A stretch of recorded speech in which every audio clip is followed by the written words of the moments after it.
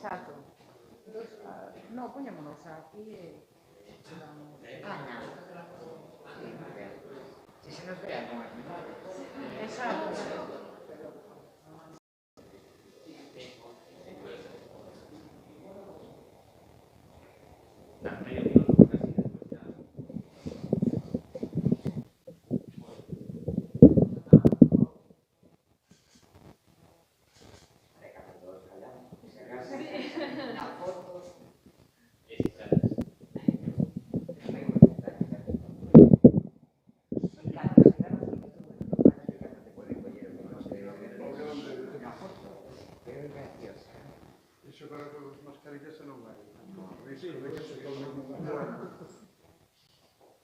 Moi bo día, moitas grazas por acompañarnos neste día tan especial para todo o padroado da Fundación Terra Termaro en Castrolandín.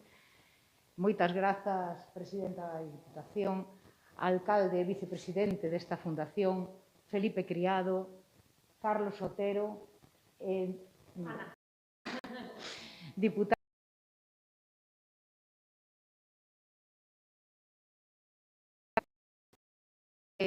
de celebración e de facer un repaso por todo o traballo realizado nestes 20 anos. A verdade é que os resultados son considerables. Son realmente importantes non solamente para a Fundación, sino tamén para todo o pobo de Cuntis. Aquí vamos a estar solo un ratiño, que despois pasaremos á Casa de Cultura, donde realmente se vai a relatar todo o proceso destes 20 anos, destes 2 décadas. Sería moito. O artífice e o protagonista realmente desta exposición é Carlos Otero. Temos que agradecerlle que fixera a proposta, que realizara todo o traballo e que arqueólogo e colaborador do INCIPI está demostrando que vai moito máis alá de todo o compromiso formal que poida ter con esta fundación.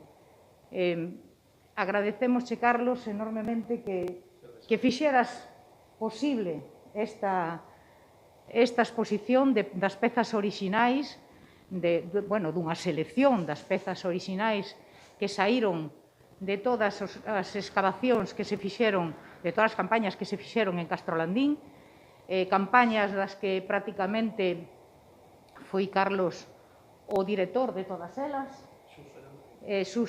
Sí, exactamente, Susallán o primeiro, pero logo de todas o resto foi Carlos Otero. Moitísimas gracias ao INCIPI e especialmente a Carlos. Tú é a palabra, Carlos.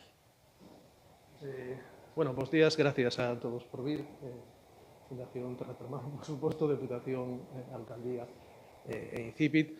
Esta exposición está feita en forma de selección de pezas, é unha selección de pezas as máis significativas sacadas extraídas durante as campañas de excavación aquí entre 2004 e 2021, e o que quere expresar en realidad é a diversidade que este xacemento pode representar dentro da cultura castrexa e mesmo a diversidade que podemos documentar dentro do propio xacemento, dentro do propio poboado. Agora, se queredes en 10 minutos, poderemos ver esta selección de pezas e comentalas, e aí o que veremos é que, efectivamente, a cultura castrexa non era un fenómeno homoxéneo, nin no espacio, nin ao longo do tempo, e Castrolandín unha boa imaxe disto. E tamén que incluso cada unha destas comunidades non eran comunidades completamente homoxéneas, sino que había unha certa diversidade, por decirlo dun xeito amable, dentro delas, e que esta diversidade tamén está expresada nos materiais que se recuperan durante durante as excavacións. E, bueno, creo que sin máis podemos pasar a ver a exposición rapidamente, se temos 10 minutos. E, bueno, pois nada máis, gracias á Fundación, agora me toca a min dar as gracias, por dar a oportunidade, non xa de facer a exposición, que para min foi un placer, máis que outra cousa, sino, sobre todo, de contar sempre co Incipit para levar a cabo as campañas de excavación e de investigación no xacemento. E, se queredes, podemos pasar a ver rapidamente a exposición. Gracias.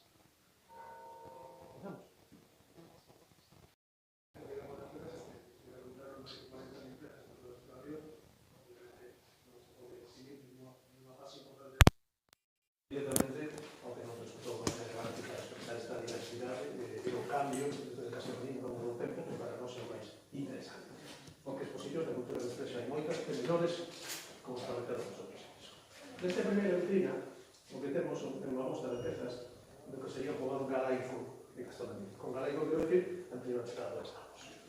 E, sobre todo, queremos meternos en aquelo que é menos típico ou tópico desta cultura castrexa, que sempre se nos quiso vender, porque somos galaicos ou castrexa, unha cultura caldera, fechada en si mesma, unha cultura relativamente cerrada, e non é así, sobre todo en mesmo Castellamento como estamos en Lucas. E naquele poboado, que está nunha posición intermedia entre a costa e o interior de Galicia, e precisamente por eso comparte datos de ambos tipos, digamos, de áreas culturales, non? Hai máis contacto posterior que os castros da interior de Galicia, os povos do interior de Galicia, pero menos que os da costa, como podes saber, seguir moi menos na Fundación de Pontevedra, porque tedes traballado en castros costeros da provincia e o nivel de importacións e intercambios exteriores. Sin embargo, xa está vindo de muchos anos, o llevador romanos ben antes, por lo menos 3 séculos, 2 séculos e medio antes da chegada, intercambios comerciais a nivel de toda a península. A primeira que temos aquí é un resto dunha figura de cabaliño, de Ibérica, que se non has visto unha figura de cabaliño, é un pouco diferente. Estilísticamente, se parece realmente as figuras de lobo que temos na meseta oriental. Entón, digamos, é unha figura de cabaliño de Ibérica, pero tipo figura de lobo, non hai moitas deste estilo.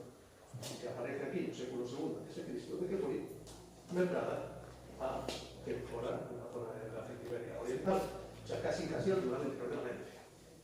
Está acompañado outras pezas tamén prerromanas, que son cerámicas púnicas, tamén unha peza hídra, que proceden tamén da zona suroriental da península ibérica. O sea, xa temos uns contactos a contigo con o resto da península, moito antes da chegada do Barcelona, de como a las península.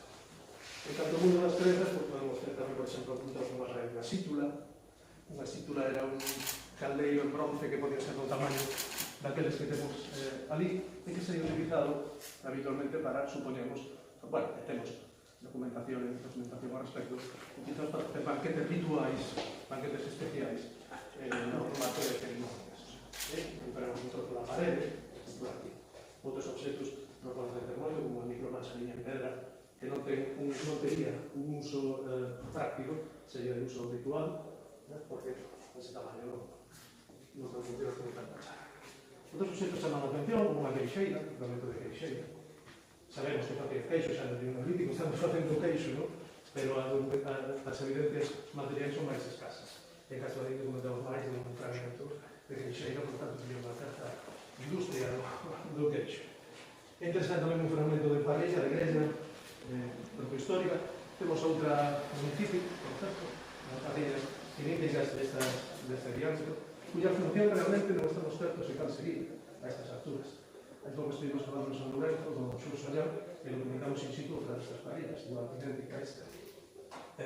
Se supón que sería para cocinar un tipo de alimento, porque para a metalurgia non sirven, por a súa morfología, e para cocer cerámica, o control de entrada de oxígeno tampouco é fácil, e, por lo tanto, creemos que non sería útil.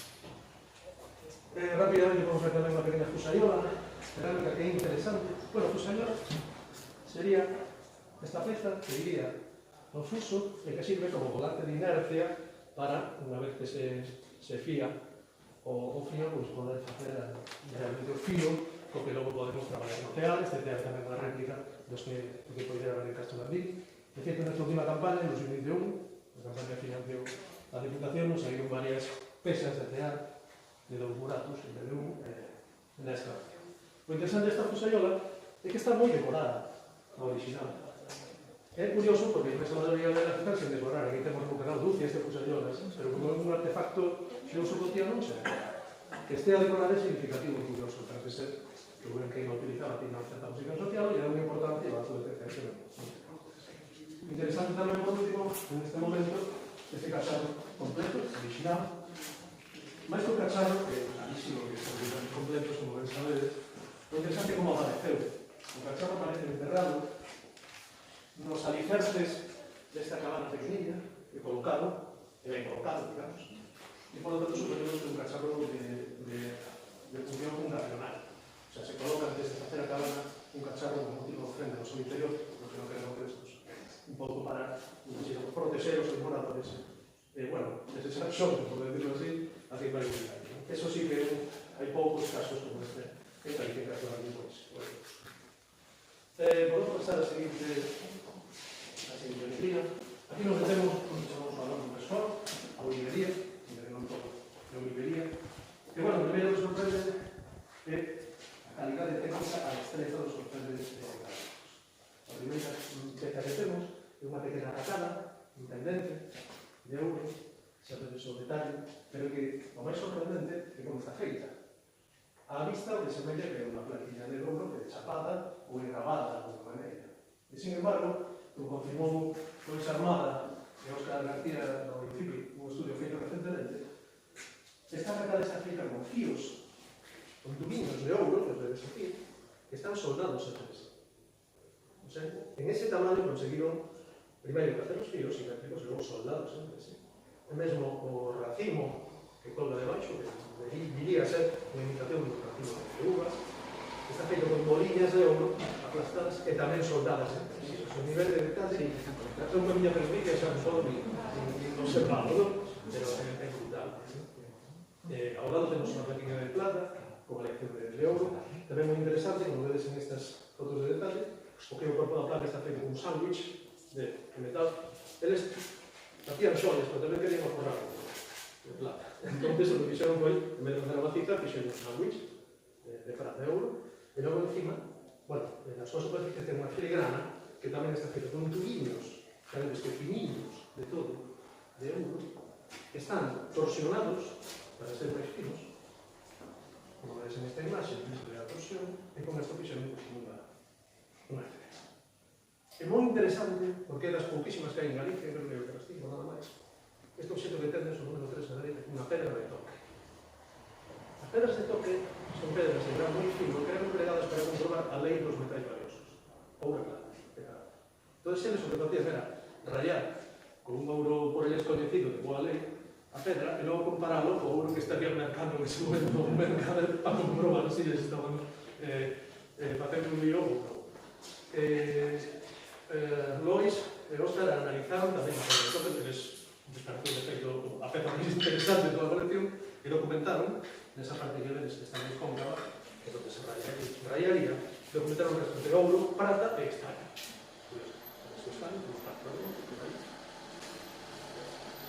Bueno, está en concreto a marxe das pouquísimas que conserva restos do engarce, con que probablemente esa consignada de bronce, sería un engarce de bronce, probablemente, o propietario alevaría, sabe si mesmo colgada. Podemos imaginar como este regalaico, tamén nos cerramos esta bonito traballo. Perdona, que traballo de identificación se fixo no marco da comunidade. Non, investigación, participación social, sí, perfecto. Estas feitas con a pista ao detalle, microscopio electrónico, fluorescencia de rayos X e microscopio digital. É no microscopio electrónico onde están as trazas dos metais preciosos. Non sei como fan, pero son capaces de distinguir esos tipos de metais que parecen máis e as asombrosos. bueno, o día que non fixo o examen, chegou o entrono do despacho todo o mundo e dixo, se pegou o resto do ouro. Sí, non puse má foto porque non... se non te explican, non... Pero si, vemos fotiños, xa tamén brillan. As brillan. Con o fondo negro, non con o tecnolóxico. Bueno, correndo un pouco máis, temos unha pequena colección de toas de polar, sabiron máis, sabiron estar a xente de toas de polar de estimación, hai varios tipos. A maioría son importación únicas en color turquesa ou en que pasa. Pero as primeiras, as tres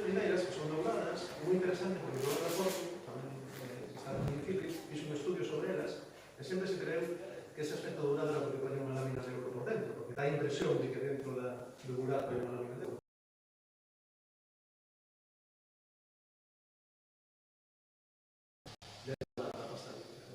Pero moi pouquinho, unha fracción moi baixa, menos dos siglos de ortogonía ou así de polvo de ouro, e de aí sai o aspecto dourado das bolas.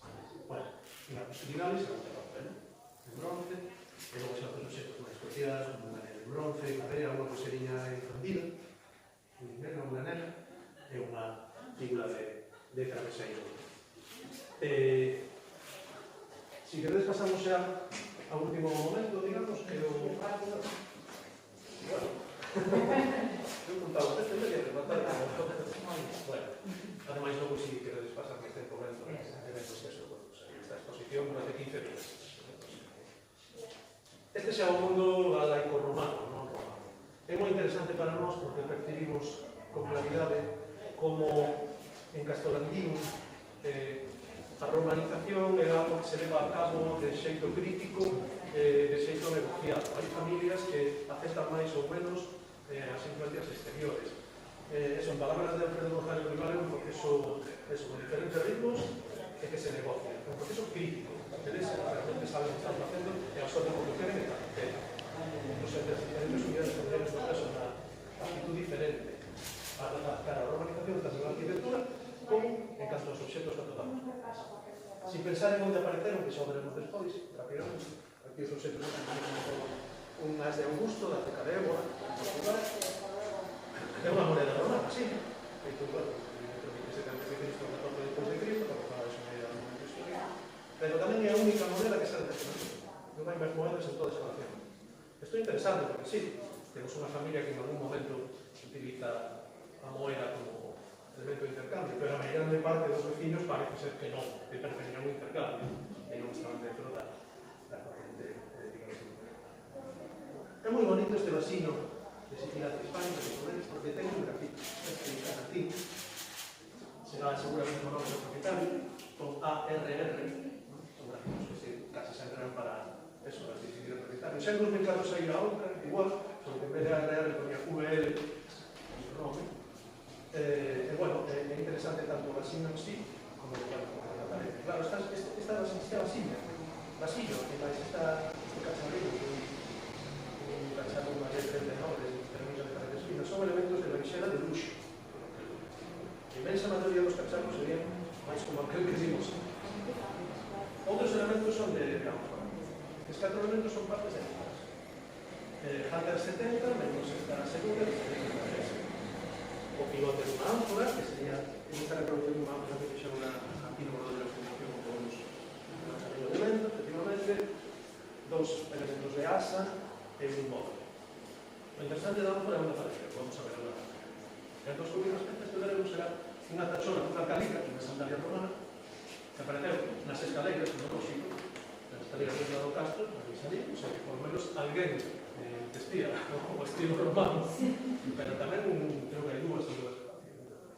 E o último obxecto, eu entendo que é discutir a interpretación do urbanismo de Mente, por menos por a súa morfología, de que o único obxecto que se parece é a un proxectil de escorpio romano, unha especie de ballesta de gran tamaño, que serían os proxectiles que lanzaban. O feito de que aparezca hai outro que pode parecer, o sea, que pode parecer, que está mal conservado, podría ser igual, non quere decir que hubiera unha batalla entre un momento entre sí, pero non hai nivel de destrucción local.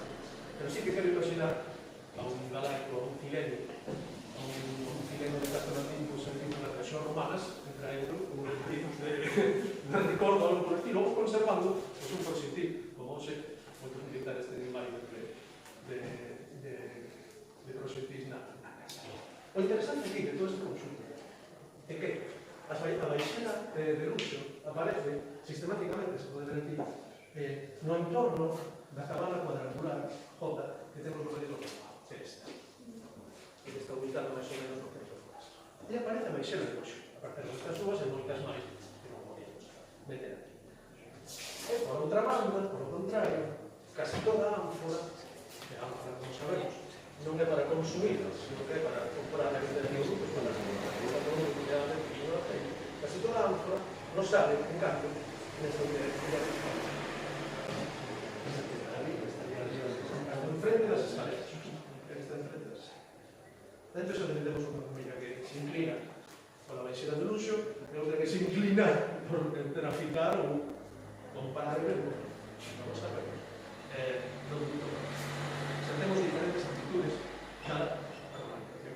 E ao mesmo tempo temos o caso a xente que vive nunha cámara catral que está de calados con dúas habitacións separadas e, por tanto, non galaica, é un galaico que fai na vida, convivindo con outras unidades familiares plenamente galaicas en arquitectura. Incluso a que almacena masivamente o forraxeo, maioritariamente a forraxeo. A nivel arquitectónico, a casa galaica está todo. Entón, é un proceso que é negociado, é un proceso que non é uniforme, que non é homogéneo, que ten diferentes ritmos, que se percibe perfectamente durante a excavación que realice da cultura material. Por último, o último que tenemos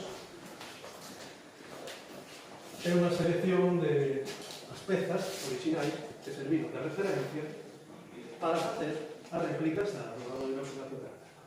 Vale, que eran diferentes tipos de cacharros, a maioría son da última fase de vida da cultura galaica, todas son galaicas, a fase 3, xa que por decoracións, os bordes, por decoracións tipo vivo, decoracións de fase 3, moi abigarradas, un borde de dolia, un grupo que nos cacharros grandes empregados para almacenarse, que la terra en columna. Esta é a campaña de 2015, que está moi interesante, tamén de fases. E, bueno, acompañando o que é a exposición de pezas, temos tamén toda unha serie que xa podes ver de réplicas, elaboradas pola Fundación de Arte un pouco que ten a complementar e a explicar a explicación que está en la ella. É unha exposición que visitamos en 15 minutos, porque, bueno, queremos justificar visitar unha vez máis a sede da Fundación. Ben, pois, moitas gracias, Carlos, e agora o alcalde e a presidenta para dar por inaugurada a exposición. Bueno, que consideréis. Bueno, a verdade é que é unha exposición que explica un dos castros máis representativos da provincia de Pontevedra e o fai en todo o ámbito da vida, non? De ese castro, no que se nos fala do propio xacemento, de como estaba estructurado, de como vivía a xente, a que actividades se adicaba, cales eran as súas crenzas. Tamén fala de que éramos un pobo avanzado, que non é certo que sexamos periferia, senón que tiñamos relacións comerciais a nivel nacional e a nivel internacional e que queda moito por descubrir neste castro. Pero esta exposición, sobre todo, fala de a xente que leva 20 anos traballando por recuperar, por manter, por divulgar e por seguir investigando ese castro que, repito, é un castro que ten moitas sorpresas e moito que contarnos todavía.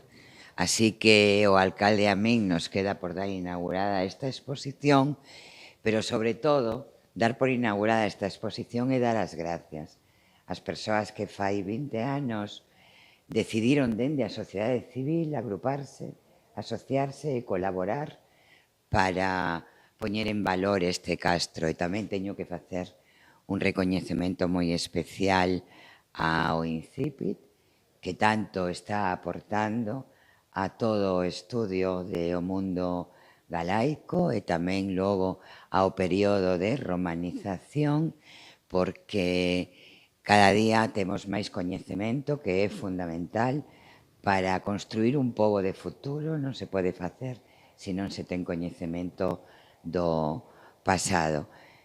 A verdade é que é maravilloso escoitar e contar a historia de Castro Landín con esa pasión, con ese amor, con ese coñecemento. Querida presidenta de esta maravillosa asociación, que ademais ten un nome precioso, Terra Termar un Castro Landín, e case é poético, case é poético. transmite a toda a equipa e a toda a xente que ten traballado ao longo destes 20 anos a admiración da presidenta da Deputación por todo o traballo desenvolvido. Así que eu vou a deixar que as palabras de queda inaugurada as diga o alcalde. Eu quero que quede o meu agradecemento. Gracias. Moi bons días, gracias, presidenta.